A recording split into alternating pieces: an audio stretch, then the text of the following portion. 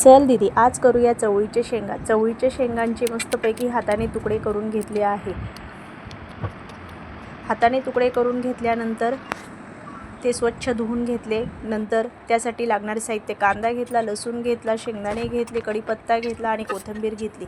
कढईत तेल टाकले, नंतर त्यात जिरे टाकले, मोहरी टाकली। मोहरी तडतडायला लागल्यानंतर कांदा टाकला, वरतून कढीपत्ता टाकला। कढीपत्ता टाकल्यानंतर मस्तपैकी हे सर्व हलवून घेतले। नंतर लसणाची पेस्ट टाकली, लसणाची पेस्ट, मीठ टाकले। नंतर सर्व जगभरातले मसाले टाकून घेतले। नंतर शेंगा टाकल्या, शेंगा मस्तपैकी चवळीच्या मिक्स करून घ्यायच्या। मिक्स केल्यानंतर त्यात शेंगदाण्याचा कूट टाकला। बघा पैकी कूट टाकल्यानंतर त्यात वरतून पाणी टाकायचे। झाकण ठेवून एक 15 ते 20 मिनिट शिजून घ्यायचे। मस्तपैकी शेंगा शिजल्या आहे, त्याला आता कोथिंबीर घालून सजून घेतले।